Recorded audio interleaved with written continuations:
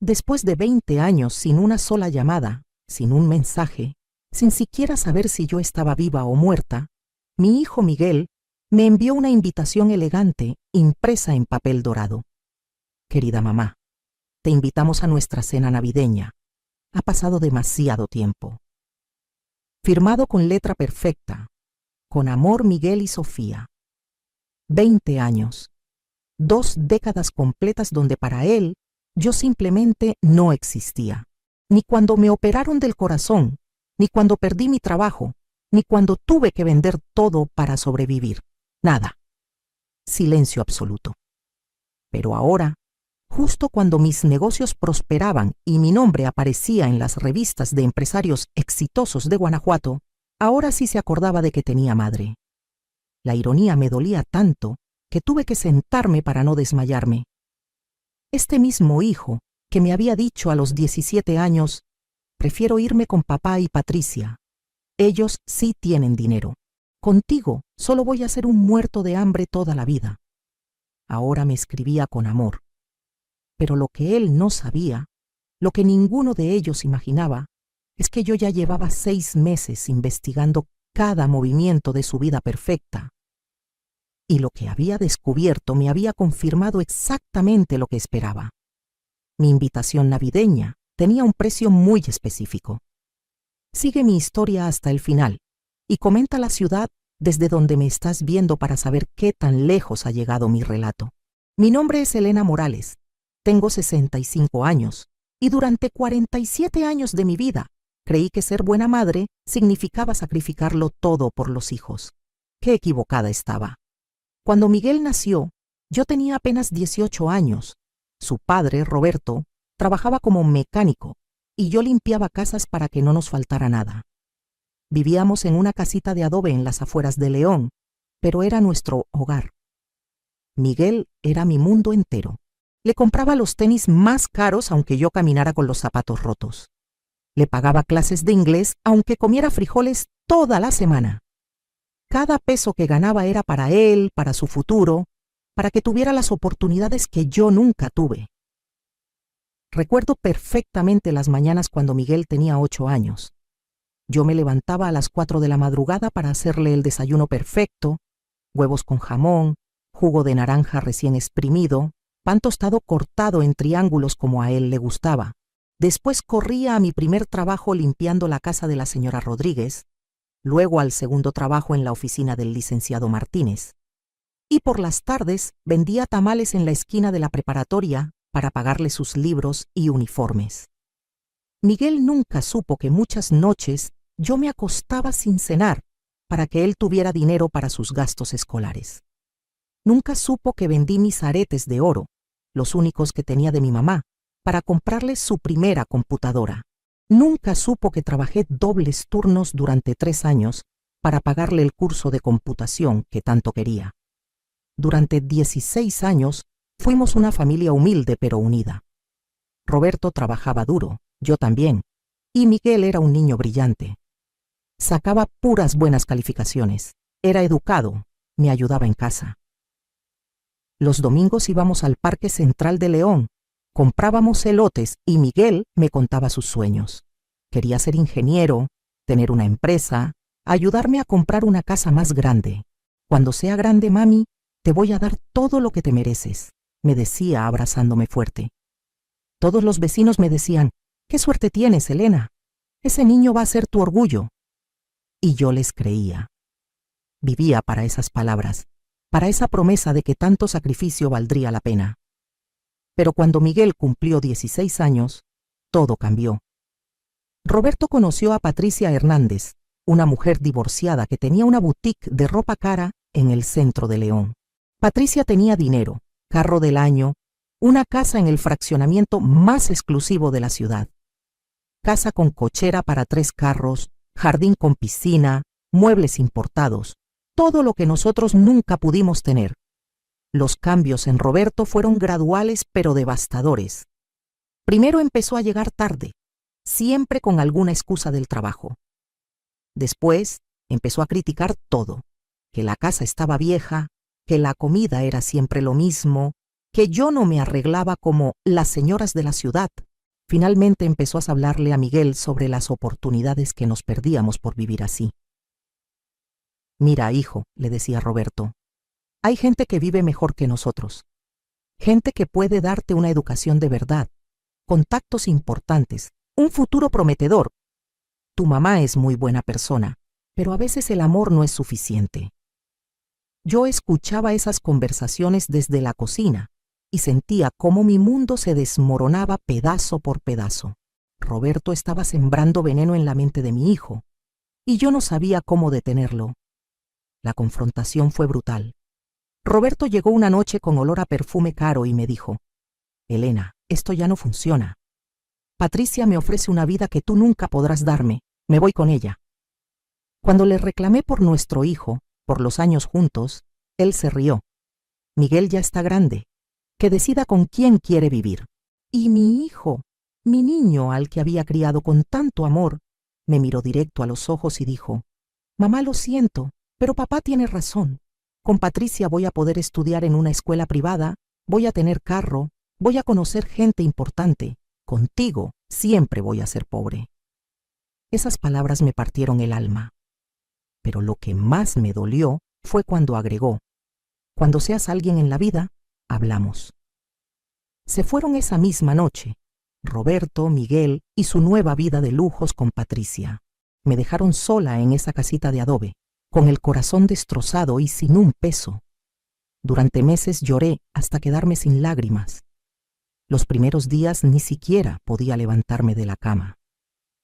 La casa se sentía como una tumba, llena de recuerdos de mi hijo que ya no volvería. Pero el abandono de Miguel no terminó esa noche. Lo que siguió fueron 20 años de humillaciones sistemáticas que me marcaron para siempre.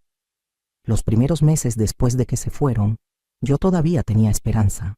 Pensaba que Miguel me llamaría, que extrañaría nuestras pláticas, nuestros domingos juntos. Me quedaba despierta hasta tarde, esperando una llamada que nunca llegó. Pasé su cumpleaños número 17 sentada junto al teléfono, con un pastel que había horneado para él. Nadie vino, nadie llamó. 6 meses después me enteré por una vecina que Miguel estudiaba en el colegio americano, la escuela más cara de León. Lo vi en un carro nuevo, Elena. Se ve muy bien el muchacho, muy elegante, me dijo doña Carmen con esa sonrisita que me partía el alma. Yo sonreí y le dije que me daba mucho gusto, pero por dentro me moría. Mi hijo tenía todo lo que había soñado, pero ya no me necesitaba para nada. El primer año fue devastador, pero yo seguía creyendo que algún día volvería. Le mandaba cartas por el cumpleaños, por Navidad, por el Día del Niño. Nunca recibí respuesta, ni una sola línea, ni siquiera para decirme que estaba bien. En el segundo año, decidí ir a buscarlo a su nueva escuela. Me arreglé lo mejor que pude, tomé 2 camiones para llegar al colegio americano y me quedé esperando en la puerta hasta que saliera. Cuando lo vi, casi no lo reconocí. Tenía ropa de marca, mochila cara, zapatos que costaban más que mi renta. Estaba rodeado de muchachos que se veían igual de acomodados. «Miguel», le grité desde la banqueta. «Miguel, soy yo, tu mamá». Él volteó, me vio, y por un segundo vi algo en sus ojos. Vergüenza, tristeza, pero inmediatamente se endureció. Se acercó a mí y me dijo en voz baja: «¿Qué haces aquí? Me estás avergonzando frente a mis amigos». «Hijo, solo quería verte, saber cómo estás, si necesitas algo». «No necesito nada de ti», me interrumpió. «Ya te dije, cuando seas alguien en la vida hablamos. Mientras tanto, por favor no vengas aquí». Se dio la vuelta y se fue caminando con sus amigos. Uno de ellos preguntó: «¿Quién era esa señora?». Y Miguel respondió: «Nadie importante». Esas 2 palabras me destruyeron más que todo lo anterior. Nadie importante. Yo, que había sido su mundo entero, ahora era nadie importante. Los años siguientes fueron una sucesión de rechazos cada vez más crueles. Cuando Miguel cumplió 18, fui a buscar su dirección para mandarle un regalo. La secretaria de Patricia me dijo por teléfono: «Señora, Miguel me pidió que le dijera que si usted sigue molestando, van a tener que hablar con un abogado. Cuando cumplió 21, me enteré por casualidad que se había graduado de la universidad. Ingeniería en sistemas, en una universidad privada carísima. Traté de llamarlo para felicitarlo. Alguien contestó el teléfono, y cuando dije que era Elena Morales, su mamá, la voz me dijo: Miguel no tiene mamá, se equivocó de número. A los 25 años se casó con Sofía, una muchacha de familia adinerada de Guadalajara. Me enteré porque vi las fotos en el periódico social. Era una boda espectacular, en una iglesia colonial hermosa, con más de 300 invitados. Miguel se veía guapísimo en su smoking. Sofía parecía una princesa con su vestido que seguramente costaba, más que todo, lo que yo había ganado en mi vida. En la foto familiar estaban Roberto, Patricia, los papás de Sofía, hermanos, primos, amigos, todos sonriendo perfectamente. Yo no existía en esa historia. Era como si Miguel hubiera nacido huérfano y Patricia fuera su verdadera madre. Esa noche lloré, como no había llorado desde que se fueron. No era solo el dolor de no haber sido invitada a la boda de mi único hijo. Era el dolor de haber sido borrada completamente de su vida, como si los 16 años que vivimos juntos nunca hubieran existido. Pero lo que más me dolió fueron las declaraciones que dio Miguel al periódico. El reportero le preguntó sobre su familia y él respondió: Soy muy afortunado de tener a Patricia, que me crió con tanto amor y me dio todas las oportunidades. Ella es mi verdadera madre. Sin ella, yo no sería nada. Patricia. Mi Patricia. La mujer que llegó cuando Miguel ya tenía 16 años y se llevó a mi hijo con dinero, ahora era su verdadera madre. Y yo, que me partí el lomo trabajando para él desde que nació, que vendí todo lo que tenía para darle lo mejor, yo era nadie. Los años siguientes fueron más de lo mismo. Silencio absoluto. Cuando me operaron del corazón a los 55 años, estuve 3 días en terapia intensiva. Pensé que tal vez Miguel se enteraría y vendría a verme. Los doctores me preguntaban por mis familiares, por alguien a quien llamar en caso de emergencia. No tengo a nadie, les decía. Y era verdad. Mi único hijo vivía en la misma ciudad, pero para él yo no existía. Cuando salí del hospital, débil y asustada, doña Carmen me ayudó a llegar a casa. ¿No va a venir Miguel a cuidarte?, me preguntó. Miguel está muy ocupado, le mentí, pero la verdad es que Miguel no sabía que su madre había estado a punto de morir, y aunque lo hubiera sabido, probablemente no le habría importado. Durante todo este tiempo yo seguía limpiando casas, vendiendo comida, haciendo cualquier trabajo para sobrevivir. Vivía al día, sin ahorros, sin seguridad, sin nadie que me cuidara cuando estaba enferma. Mientras tanto, Miguel construía su imperio de tecnología con el dinero y las conexiones de Patricia. Vivía en casas cada vez más lujosas, viajaba por el mundo, se codeaba con empresarios importantes, y yo seguía siendo nadie importante. Pero lo que ellos no sabían es que cada rechazo, cada humillación, cada ninguneo me estaba forjando por dentro. Me estaba convirtiendo en algo que nunca había sido. Una mujer que ya no iba a mendigar amor de nadie. Lo que cambió mi vida para siempre sucedió hace exactamente 5 años, cuando cumplí 60 años. Ese día, sentada sola en mi casita de adobe, con una velita en un cupcake que me había comprado en la tienda, tomé la decisión más importante de mi existencia. Ya no iba a vivir esperando las migajas de cariño de nadie. Esa noche, mientras miraba las 4 paredes que habían sido testigos de mis lágrimas durante 2 décadas, algo se encendió dentro de mí.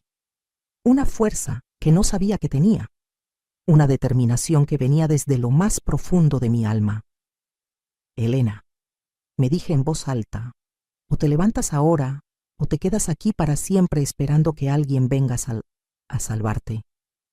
Al día siguiente empecé a caminar por las calles de León, con una mirada diferente. Ya no veía solo las casas donde había limpiado durante años. Veía oportunidades.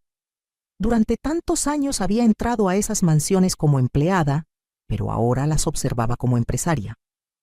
Conocía cada detalle de cómo vivían las familias ricas, qué compraban, qué les gustaba, qué necesitaban. Fue ahí donde nació mi primera idea de negocio. Las señoras para las que trabajaba siempre se quejaban de que no encontraban artesanías mexicanas de verdadera calidad para decorar sus casas o para regalar. Querían piezas únicas, hechas a mano, pero con acabados perfectos, y yo sabía exactamente dónde encontrarlas.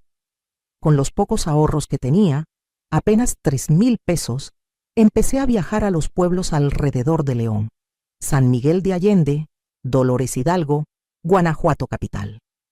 Busqué a los artesanos más talentosos. Les propuse trabajar exclusivamente para mí. Les aseguré pagos puntuales y precios justos. Pero lo que realmente me diferenciaba era mi conocimiento del mercado. Yo sabía exactamente qué querían mis clientas porque había estado en sus casas, había escuchado sus conversaciones, había visto sus gustos. No era solo una vendedora de artesanías, era una curadora de estilo que entendía a la perfección el mercado de lujo. Los primeros meses fueron durísimos. Trabajaba 18 horas diarias. Por las mañanas seguía limpiando casas para tener dinero para comer. Por las tardes visitaba artesanos. Por las noches empacaba productos y hacía las cuentas. Pero por primera vez en mi vida, trabajaba para mí misma. Mi primera venta grande fue espectacular. La señora Rodríguez, para quien había limpiado durante 10 años, estaba organizando una cena para los socios del club de golf. Necesitaba centros de mesa únicos para impresionar a sus invitadas. Le mostré unas piezas de talavera combinadas con textiles huícholes que había mandado hacer especialmente. Le encantaron tanto que me compró 20 juegos completos y me recomendó con todas sus amigas. En 6 meses había dejado de limpiar casas. En 1 año tenía una lista de espera de clientes. En 2 años abrí mi primera tienda en el centro histórico de León. En 3 años tenía 3 tiendas y estaba vendiendo por internet a toda la República.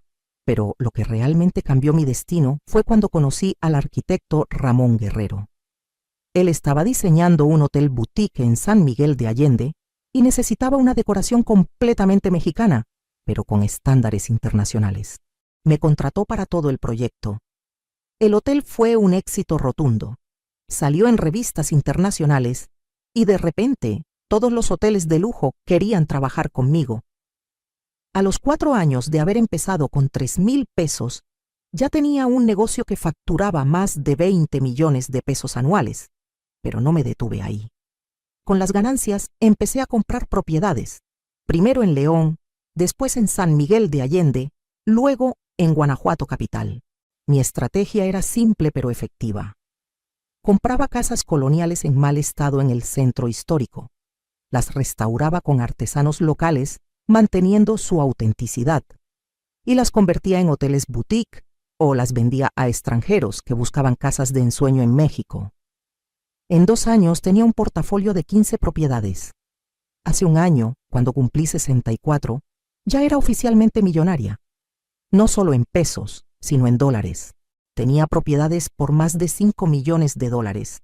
Un negocio de artesanías que operaba en todo México y exportaba a Estados Unidos, y una reputación como una de las empresarias más exitosas del Bajío. Pero lo más importante de todo era lo que había descubierto sobre mí misma. Yo no era la mujer débil y dependiente que Miguel había dejado atrás.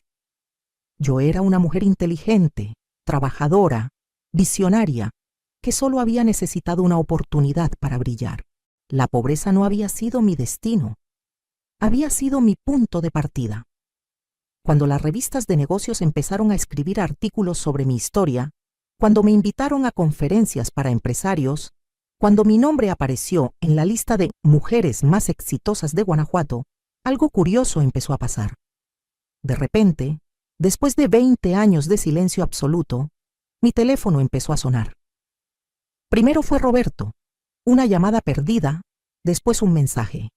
Elena, supe de tu éxito. Me da mucho gusto.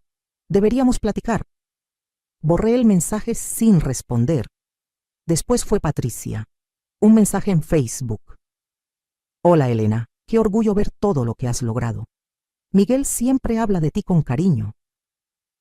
Mentira descarada. Bloqueé su perfil. Pero la llamada que estaba esperando llegó hace exactamente 3 meses. Era una voz que no había escuchado en 20 años, pero que reconocí inmediatamente. Mamá, soy Miguel. Esas 3 palabras que había esperado escuchar durante 20 años finalmente llegaron, pero ya no me provocaron la emoción que había soñado. Mi corazón no se aceleró. Mis ojos no se llenaron de lágrimas. En cambio, sentí una extraña calma, como si hubiera estado esperando exactamente esta llamada en exactamente este momento.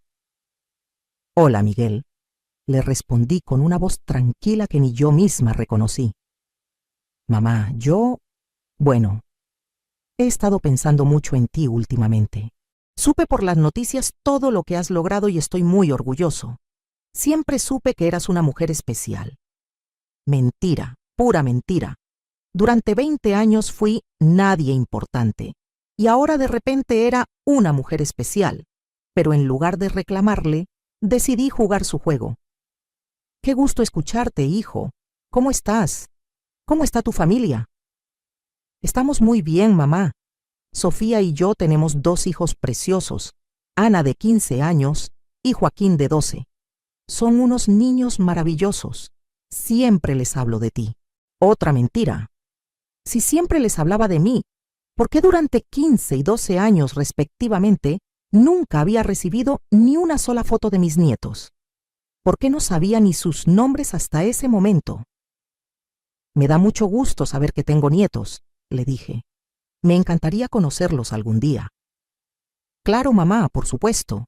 De hecho, ese es el motivo de mi llamada. Sofía y yo hemos estado hablando mucho sobre la familia, sobre la importancia de mantener unidos los lazos familiares. Creemos que hemos estado separados demasiado tiempo. ¡Qué casualidad! 20 años de lágrimas, de soledad, de enfermedades sin que nadie me cuidara, y justo ahora que soy millonaria, de repente descubren la importancia de los lazos familiares. Tienes razón, Miguel. La familia es lo más importante, le respondí siguiendo su teatro. Por eso queríamos invitarte a cenar en nuestra casa para Navidad. Nada muy elaborado, solo una cena íntima para que conozcas a los niños y platicemos sobre todo este tiempo perdido. Me encantaría, hijo. Perfecto. Te voy a mandar la dirección por mensaje.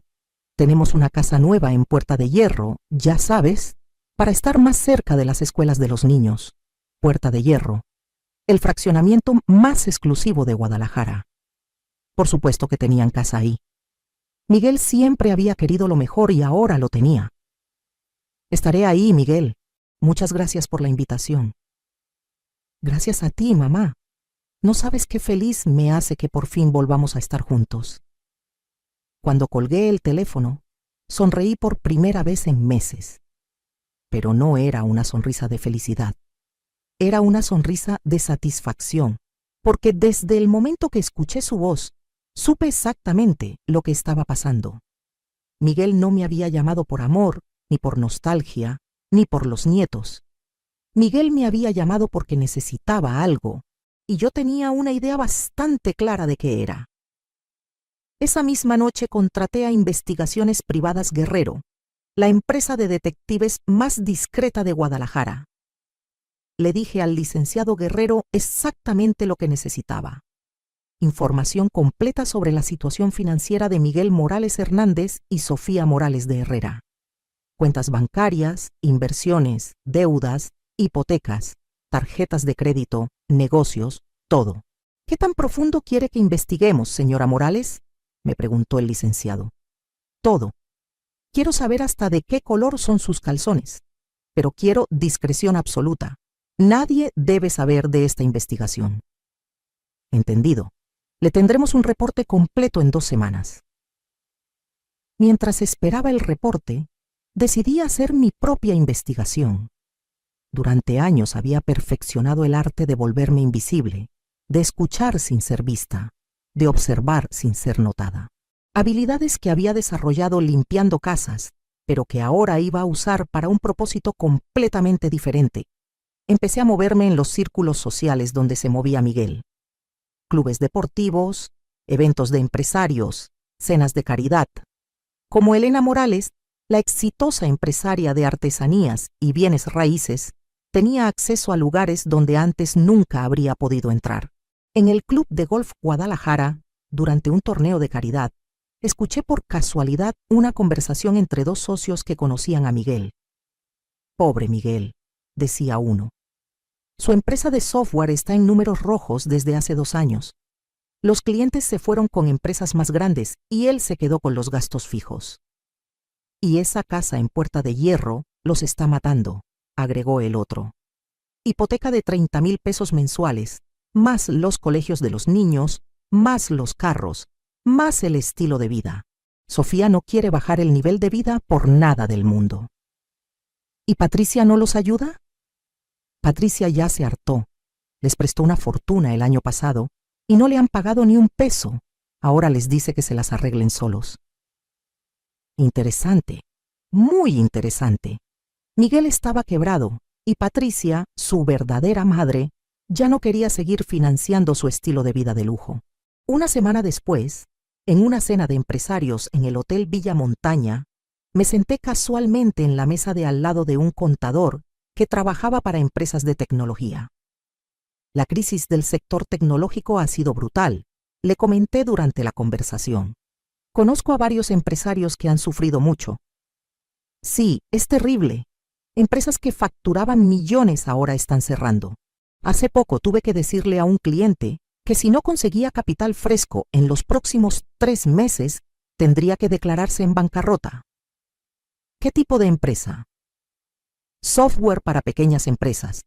El dueño es un tipo joven, tiene familia, casa cara. No quiere aceptar que su modelo de negocio ya no funciona. Se llama Miguel algo, Morales, creo. Bingo. Mi hijo no solo estaba en problemas financieros, estaba al borde de la bancarrota. Cuando llegó el reporte de Investigaciones Privadas Guerrero, tuve que sentarme para procesarlo completamente. Era peor de lo que había imaginado. Miguel debía hipoteca de la casa, 4 millones de pesos. Tarjetas de crédito, 850,000 pesos. Préstamos bancarios, 1,3 millones de pesos. Deuda con Patricia, 2,1 millones de pesos. Impuestos atrasados, 680,000 pesos. Deudas con proveedores, 420,000 pesos. Total, 9,57 millones de pesos de deuda. Sus ingresos de los últimos 6 meses, prácticamente cero. Pero lo más interesante del reporte era una nota al final. El señor Morales ha estado investigando activamente el patrimonio de Elena Morales Guerrero en Internet y redes sociales. Ha consultado artículos de prensa sobre su éxito empresarial y ha preguntado discretamente a contactos sobre su situación financiera actual. Ahí estaba la confirmación de lo que ya sabía. Miguel no me había llamado por amor filial.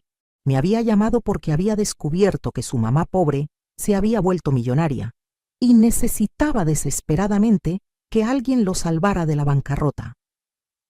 Durante las siguientes semanas, mientras me preparaba para la cena navideña, tuve que tomar varias decisiones importantes. La primera era qué papel iba a interpretar durante la cena. La madre dolida que reclama por 20 años de abandono, la mujer exitosa que presume sus logros, la abuela emocionada que solo quiere conocer a sus nietos. Decidí ser la madre ingenua y generosa que Miguel recordaba, la mujer que siempre había puesto a la familia por encima de todo, que siempre había estado dispuesta a sacrificarse por sus seres queridos, porque estaba segura de que esa era exactamente la Elena que él necesitaba para su plan. La segunda decisión era qué llevar a la cena. Miguel esperaría un regalo costoso, algo que demostrara mi nueva capacidad económica. Pero yo tenía algo mucho mejor preparado. En mi caja fuerte, junto a las escrituras de mis propiedades y los documentos de mis empresas, guardé una carpeta especial. Una carpeta que contenía cada detalle de la situación financiera de Miguel, fotografías de sus deudas, copias de sus estados de cuenta, reportes crediticios y algo más. Documentos que él ni siquiera sabía que existían, porque durante mis investigaciones había descubierto algo fascinante. La casa de Puerta de Hierro, esa mansión de 4.200.000 pesos que estaba asfixiando financieramente a Miguel, tenía un problema legal muy interesante en su hipoteca. Un problema que podía resolverse muy fácilmente si uno tenía el dinero suficiente y los contactos adecuados. El 24 de diciembre, mientras me arreglaba para ir a la cena navideña, me miré al espejo y vi a una mujer completamente diferente a la que Miguel había abandonado 20 años atrás. Ya no era la Elena pobre, desesperada, que mendigaba amor. Era Elena Morales, empresaria exitosa, millonaria, mujer independiente que no necesitaba a nadie para ser feliz. Pero esa noche, por unas horas, iba a volver a ser la Elena que Miguel necesitaba que fuera, hasta el momento preciso en que decidiera revelar quién era realmente ahora. El 24 de diciembre a las 7 de la noche, llegué a la dirección que Miguel me había enviado. La casa era espectacular, una mansión de 2 pisos con jardines perfectamente cuidados, cochera para 4 carros y una fachada que gritaba: «Aquí vive gente exitosa». Todo exactamente como Miguel siempre había soñado. Toqué el timbre con mi mejor sonrisa preparada. La puerta se abrió y ahí estaba mi hijo, 41 años, todavía guapo, vestido con ropa cara, pero se veía tenso. Detrás de él apareció una mujer elegante, rubia, maquillada perfectamente. Sofía, mi nuera, a quien veía por primera vez en persona. «¡Mamá!», gritó Miguel, con una sonrisa enorme, y me abrazó fuerte. «No sabes qué feliz me hace verte». Por un segundo mi corazón de madre quiso creer que era sincero, pero había aprendido a distinguir entre el amor verdadero y la actuación. «Hola, hijo», le respondí abrazándolo de vuelta. «Qué gusto estar aquí». «Mamá, ella es Sofía, mi esposa». «Sofía, ¿por fin conoces a mi mamá?». Sofía se acercó con una sonrisa que no le llegaba a los ojos. «Elena, qué placer conocerte. Miguel me ha hablado tanto de ti». Otra mentira, pero yo seguí el teatro. «El placer es mío, Sofía. Tienes una casa hermosa». «Gracias, es nuestro pequeño refugio. Pasa, pasa, ponte cómoda». La casa por dentro era como una revista de decoración, muebles caros, obras de arte, tecnología de última generación. Todo perfecto, todo costoso, todo pagado con dinero que ya no tenían. «¡Abuela!», gritaron 2 voces desde la escalera. Bajaron corriendo 2 niños preciosos. Ana, de 15 años, alta y elegante como su madre. Joaquín, de 12 años, con los ojos de Miguel, pero más dulces. «Hola, mis amores», les dije con lágrimas genuinas en los ojos. Por primera vez en la noche, mi emoción era real. Estos eran mis nietos, los únicos inocentes en toda esta situación. «Abuela, ¿es cierto que tienes hoteles y que sales en las revistas?», me preguntó Joaquín, con esa curiosidad inocente de los niños. «Es cierto, mi amor. La abuela ha trabajado mucho para tener sus negocios». «¿Y es cierto que antes eras muy pobre?», preguntó Ana con la crueldad involuntaria de los adolescentes. Un silencio incómodo llenó la sala. Miguel y Sofía se veían mortificados. «Sí, mi amor, antes era muy pobre. Pero eso me enseñó el valor del trabajo y de la familia». La cena transcurrió con conversación superficial. Miguel y Sofía me contaron sobre sus viajes, sus proyectos, la escuela de los niños. Todo sonaba maravilloso, pero yo podía ver la tensión detrás de las sonrisas. Cada vez que mencionaban un gasto nuevo, se miraban entre ellos con preocupación. Después de la cena, mientras Sofía llevaba a los niños a sus cuartos, Miguel sirvió 2 copas de vino, y finalmente llegamos al verdadero motivo de la invitación. «Mamá, quería platicar contigo sobre algo importante», me dijo, sentándose más cerca en el sofá. «Claro, hijo, dime». «Bueno, como te decía por teléfono, Sofía y yo hemos estado pensando mucho en la familia, en todo el tiempo que perdimos, en la importancia de estar unidos. Sí, hijo, yo también he pensado mucho en eso. Y también hemos estado pensando en el futuro, en los negocios, en las oportunidades. Sofía y yo tenemos una idea increíble para un proyecto nuevo. Ahí venía el verdadero motivo de todo este teatro. ¿Qué tipo de proyecto, hijo? Es algo revolucionario, mamá. Inteligencia artificial aplicada al sector turístico. Imagínate, una plataforma que conecte hoteles boutique con viajeros que buscan experiencias auténticas. Exactamente como los hoteles que tú manejas. Qué conveniente. Justo el tipo de negocio que se conectaba con mi industria. Suena muy interesante, Miguel. Es más que interesante, mamá. Es el futuro. Ya tenemos todo planeado, los contactos con desarrolladores, el plan de negocios, todo. Solo necesitamos el capital inicial para arrancar. ¿Y cuánto capital necesitan? Miguel respiró profundo. Necesitamos 10 millones de pesos para empezar fuerte y competir con las empresas grandes. 10 millones de pesos. Curiosamente, casi exactamente la cantidad de deuda que tenía. Es mucho dinero, hijo. Sí, mamá, pero es una inversión segura. En 2 años vamos a triplicar ese dinero.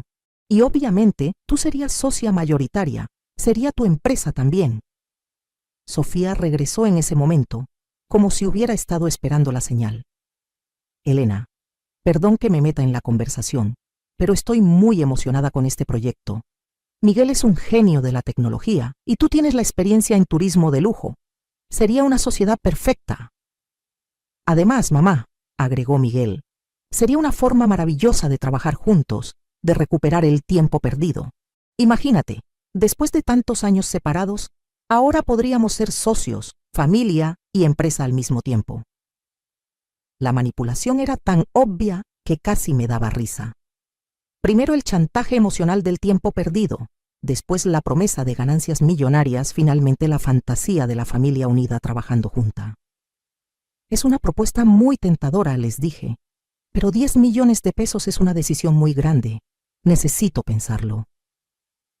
Vi el pánico en sus ojos. No habían esperado resistencia. Claro, mamá, por supuesto, dijo Miguel rápidamente. Pero me gustaría que supieras que tenemos una ventana de oportunidad muy corta. Hay otros inversionistas interesados, pero obviamente preferimos trabajar con familia. La presión clásica del vendedor desesperado. Crear urgencia artificial para forzar una decisión rápida. Entiendo, hijo. Es solo que he aprendido a ser muy cuidadosa con las inversiones. ¿Cuidadosa? Preguntó Sofía con una sonrisita. Elena, disculpa que te diga, pero tú empezaste con 3,000 pesos y ahora tienes millones. Obviamente sabes tomar riesgos inteligentes. Ahí estaba la confirmación final. Sabían exactamente cuánto dinero tenía y cómo lo había conseguido. Esta cena no era una reconciliación familiar. Era una emboscada financiera perfectamente planeada. Tienes razón, Sofía. Sí sé tomar riesgos inteligentes. Me levanté del sofá y fui por mi bolsa. De hecho, traje algo que creo que les va a interesar mucho. Saqué mi portafolio de cuero negro y lo puse en la mesa de centro. Miguel y Sofía se acercaron expectantes, pensando que estaba sacando un cheque o documentos de inversión. Antes de tomar cualquier decisión sobre negocios, les dije con una sonrisa dulce, me gusta conocer muy bien a mis socios potenciales. Abrí el portafolio y saqué la primera carpeta. Era el reporte completo de investigaciones privadas Guerrero. Por ejemplo, continué como si estuviera hablando del clima. Me gusta saber cuál es su situación financiera real. La cara de Miguel se puso pálida cuando vio los documentos. Miguel, leí en voz alta. Deuda hipotecaria, 4,200,000 pesos. Tarjetas de crédito, 850,000 pesos. Préstamos bancarios, 1,300,000 pesos. Mamá, ¿qué es esto?, balbuceó Miguel. Es tu situación financiera real, hijo. La que investigué antes de venir aquí. Seguí leyendo. Deuda con Patricia Hernández, 2,100,000 pesos. Impuestos atrasados, 680,000 pesos. Sofía se había quedado muda con la copa de vino temblando en su mano. Pero lo más interesante, continué sacando más documentos, es esto. Puse sobre la mesa las fotografías que había tomado mi detective de Miguel saliendo de oficinas bancarias, reuniéndose con prestamistas, vendiendo activos de su empresa. Durante los últimos 3 meses, mientras planeabas esta cena familiar, también estabas vendiendo todo lo que podías para evitar que te embargaran la casa. Miguel se puso de pie bruscamente. Mamá, esto es una violación a nuestra privacidad. No tenías derecho a investigarnos. ¿Derecho? Le pregunté manteniendo mi voz calmada. Como el derecho que tenías tú de desaparecerme durante 20 años y aparecer solo cuando necesitabas dinero. Eso no es cierto.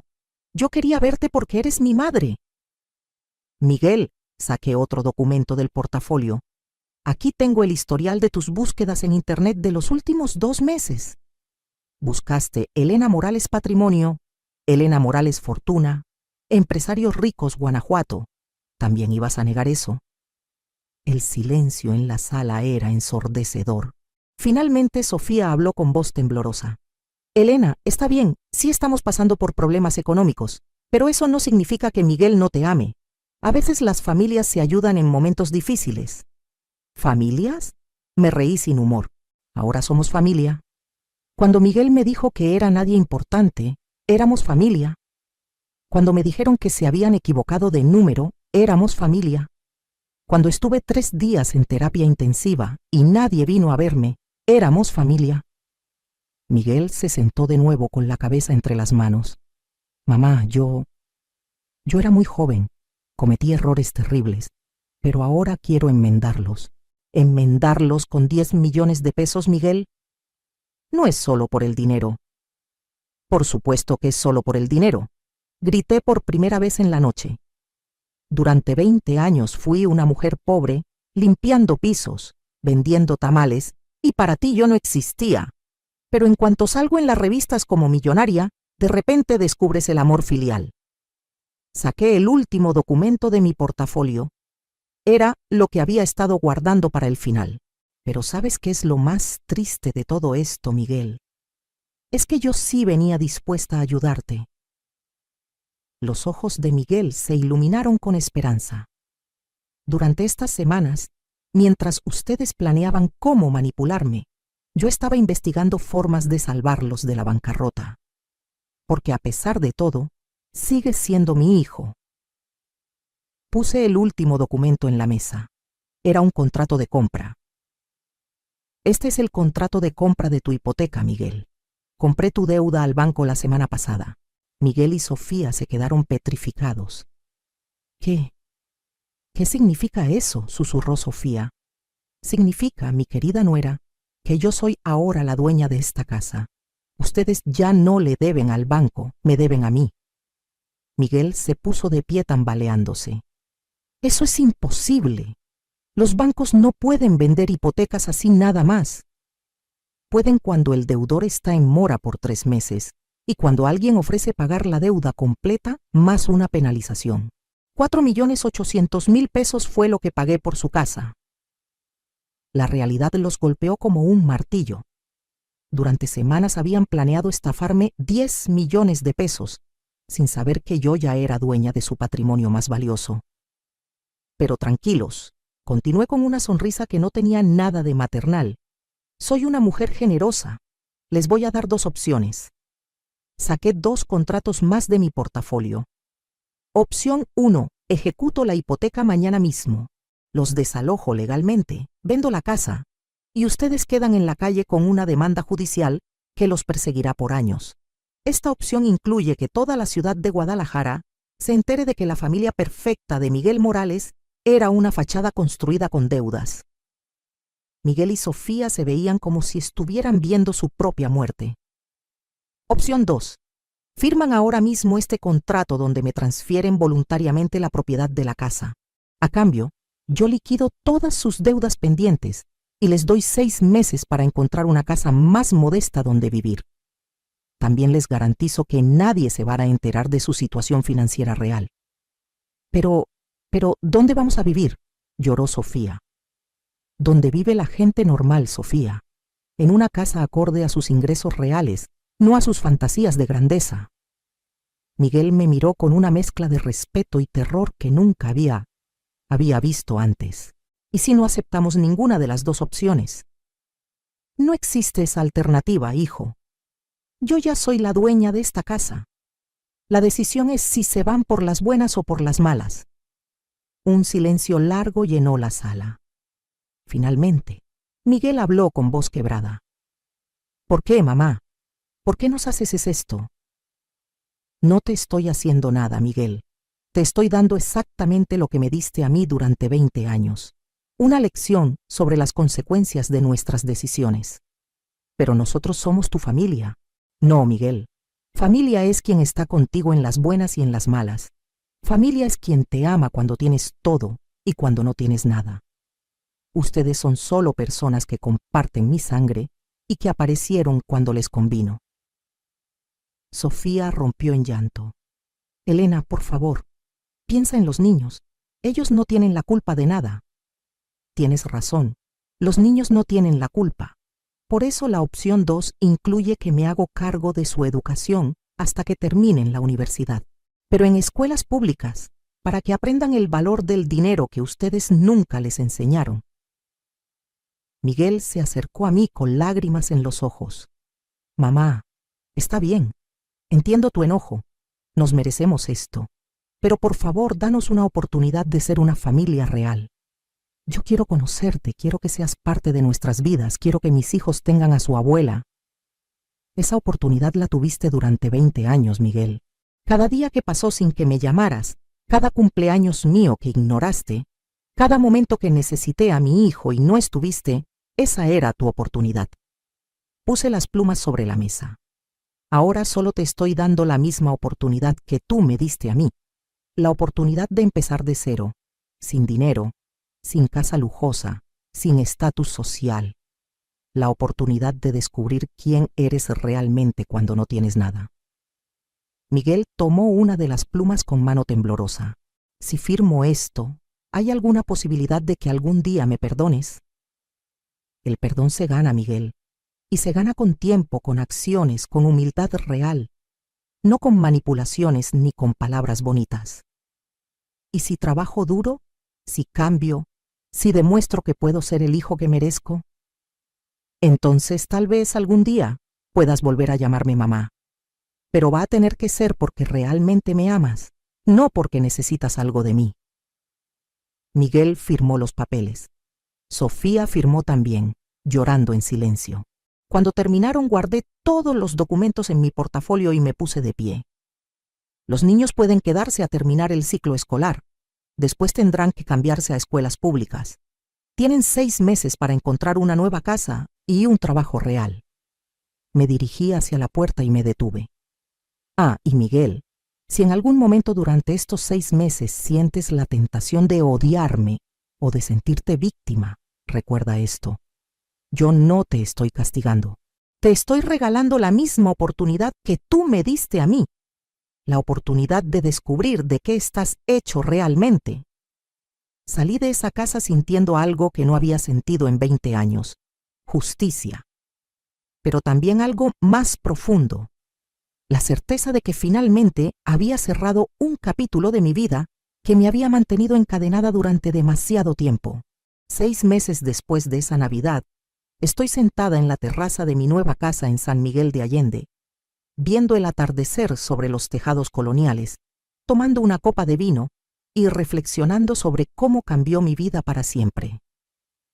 La casa de Puerta de Hierro la vendí 3 meses después de que Miguel y Sofía se mudaran. La compró una familia de empresarios de Monterrey por 6 millones de pesos. Con esa ganancia, junto con la liquidación de las deudas de Miguel, recuperé mi inversión y obtuve una ganancia considerable. Miguel cumplió su palabra.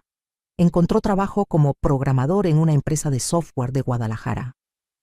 No es el trabajo glamoroso de empresario que había soñado, pero es un trabajo honesto que le permite pagar la renta de su nueva casa en una colonia de clase media. Sofía tuvo que cerrar su boutique de accesorios que nunca había sido rentable y ahora trabaja como coordinadora de eventos en un hotel. También es trabajo honesto. Los niños se adaptaron mejor de lo que esperaba. Ana al principio lloró mucho por tener que dejar su escuela privada, pero ahora está en una preparatoria pública donde ha descubierto que es muy buena para el teatro. Joaquín se integró perfectamente a su nueva escuela y hasta me confesó que prefiere a sus nuevos amigos porque no presumen tanto dinero. Lo más sorprendente es que Miguel me llama cada domingo.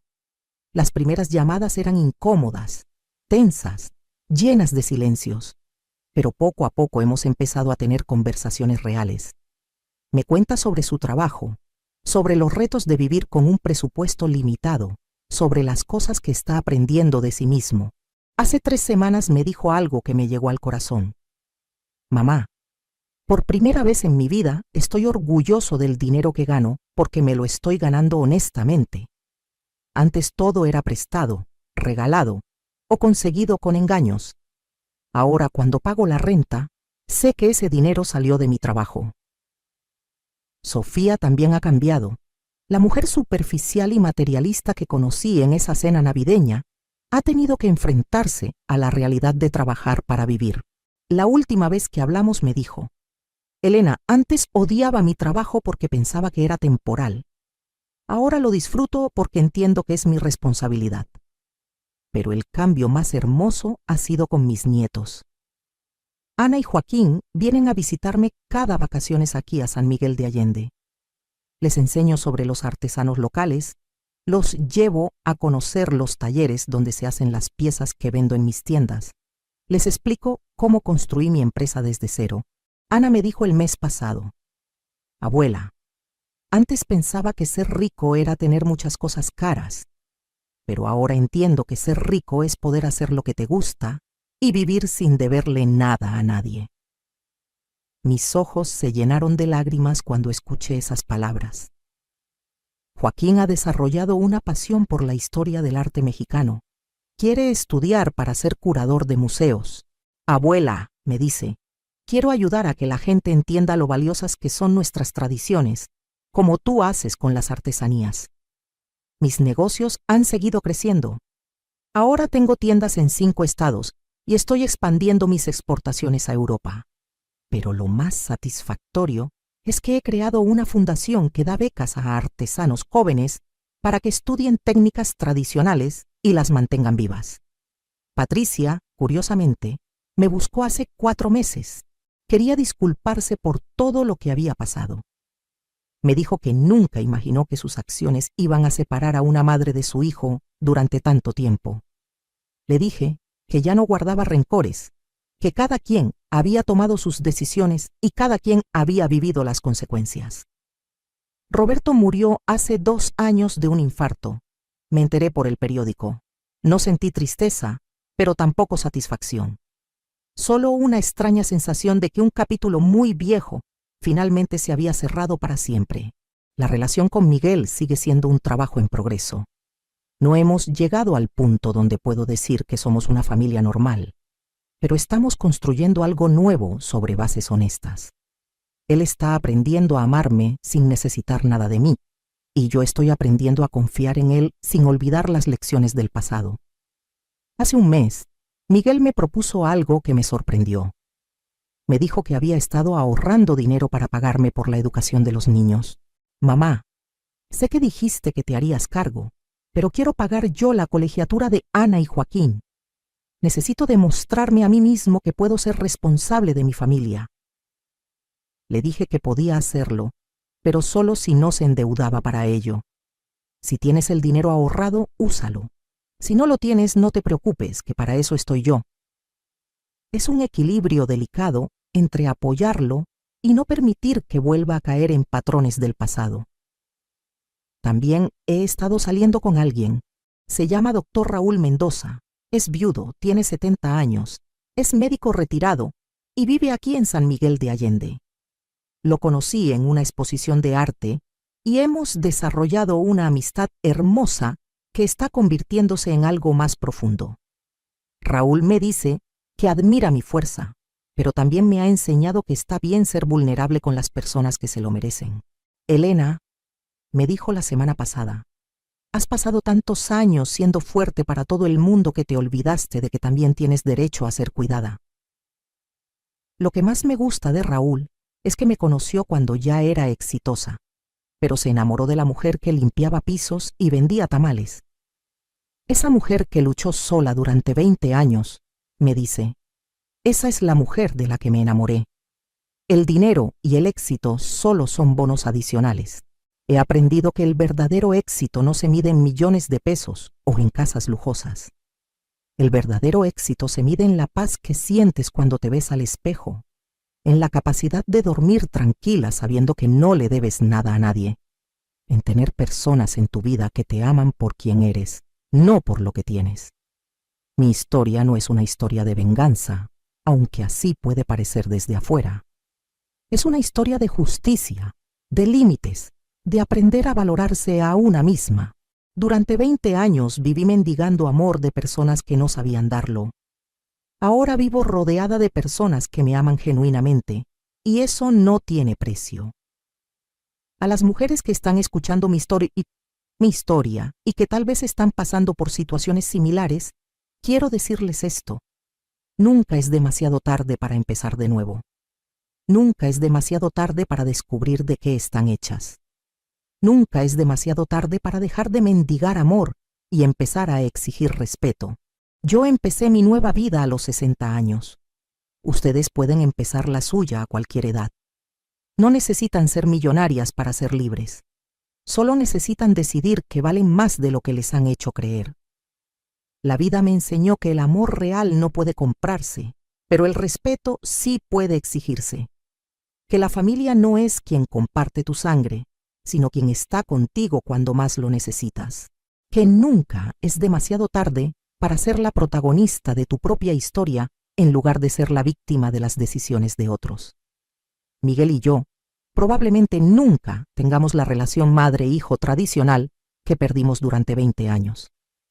Pero estamos construyendo algo nuevo, algo basado en la honestidad, el respeto mutuo y el amor ganado, no regalado. Y eso para mí vale más que cualquier fortuna. Si estás pasando por algo similar, si sientes que has dado todo a personas que no lo valoran, si crees que ya es demasiado tarde para cambiar tu vida, permíteme decirte que no es así. Tu historia puede empezar hoy mismo. Tu nueva vida puede empezar en este momento.